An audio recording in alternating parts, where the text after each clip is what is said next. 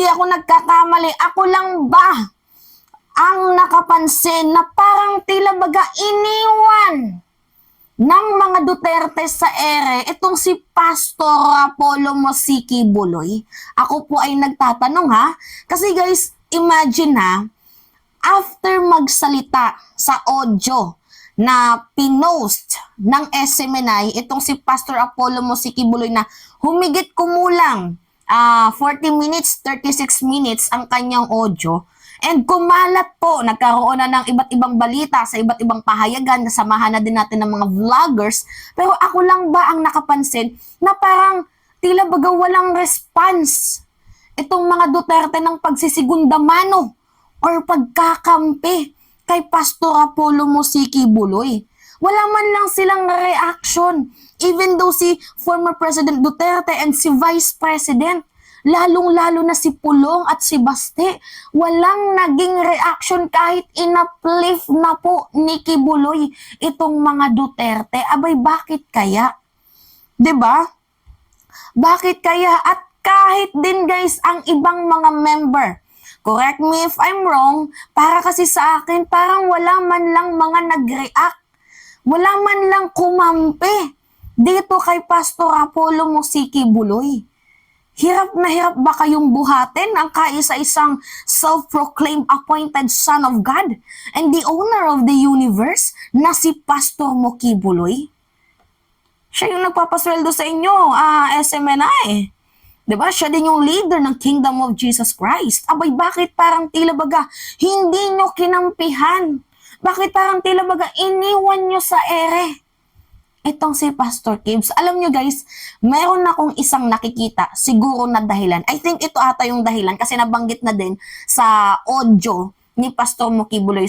I think lang naman, baka ito ata ang dahilan kung bakit hindi na sinusuportahan or kung bakit iniwan na ng mga Dutertenians or ng mga DDS itong si Pastor Apollo Mosiki Buloy.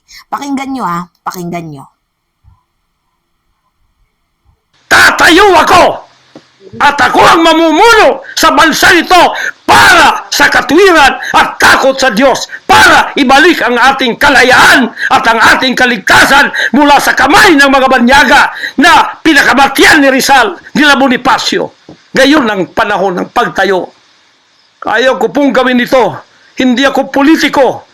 Ang misyon ko ay isang pastor, isang alagad ng Diyos, appointed son, magligtas ng kaluluwa.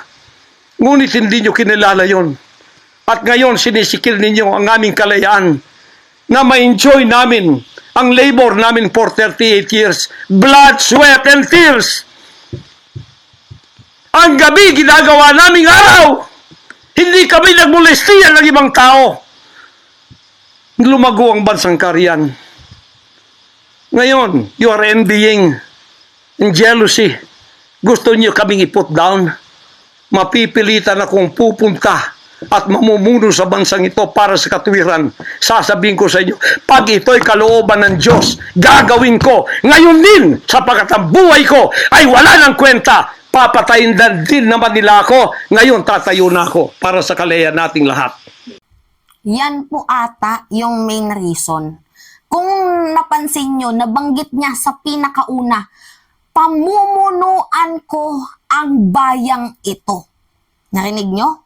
Siya daw po ang mamumuno sa bayang ito. So meaning to say, naghahangad din siya ng kapangyarihan. Maupo bilang presidente ng bansang Pilipinas. Rinig nyo naman guys, no? Tatayo ako at ako ang mamumuno sa bansa ito. Oh. Tatayo ako at mamumuno ako sa bansang ito.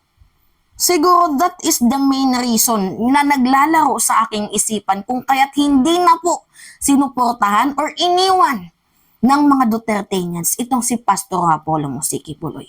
Kasi ang parang kinalabasan nito guys, parang kakalabanin ni Pastor mo Apollo Mosiki Buloy itong mga Duterte. Kasi hunger for power din itong mga Duterte. 'Di ba? Gusto din atang mas higher position sa BP, kundi gustong maging presidente din. ng mga Duterte para pamunuan ulit ang bansang Pilipinas. So I think that is one of the major factor reason kung kaya't hindi na po sinuportahan ng mga Duterte itong si Pastor Apollo Mosiki Bulay. Pero guys, comment kayo.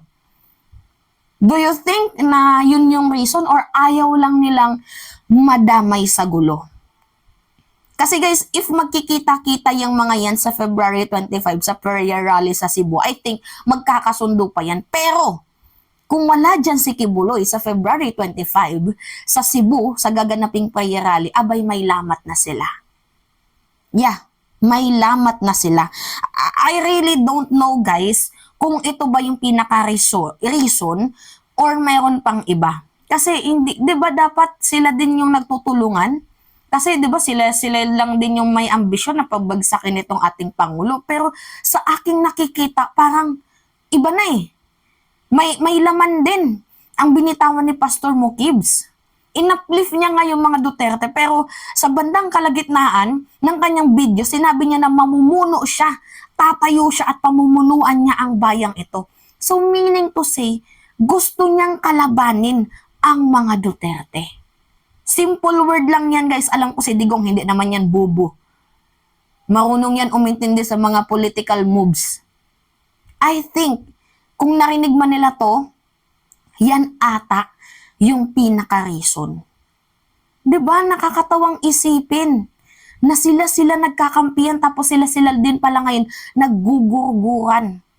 So parang gusto na din ata ng mga Duterte na maggulong ba? Maggurgur na din itong si Kebs. Kasi hindi na nila kinambihan eh. Pansin nyo? Iniwan nila sa ere. Kahit nga ang Kingdom of Jesus Christ member, wala din mga pagsasalita or pagsigundamano. Kahit yung ilang miyembro sa SM na hindi nagsalita, bakit kaya? Parang si Kibuloy lumusob sa isang digmaan na itak lang yung dala. Tapos yung iba naka-canon, naka-machine gun, naka-armalite, tapos si Kibs, itak lang yung dala. Talaga nga namang literal na hindi pinag-isipan ito ni Kibuloy. Kung sino man yung advisor, or kung sino man yung lawyer ni Pastor Mo Kibuloy na nag-udyok sa kanyang mga pinagsasabi, umalis ka na. Hindi ko sa kinakampihan si Kibuloy, pero nagmumukha siyang engot.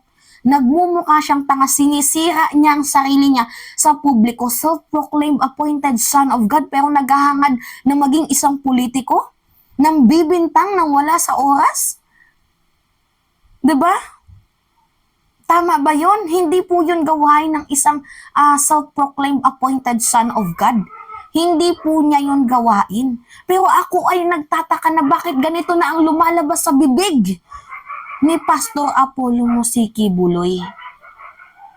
Diba? Nakakaloka. Anyway, kayo guys, comment kayo kung ano yung sa paningin nyo, kung ano yung malinaw na dahilan kung bakit hindi po pinagtanggol ng mga Duterteñans itong si Pastor Apollo Mosiki Bulay. Comment kayo guys ng mga possible reason. Anyway, grabe no? It's me again, si Mima Alicia nyo, nagbabalik ulit para sa ating panibagong video.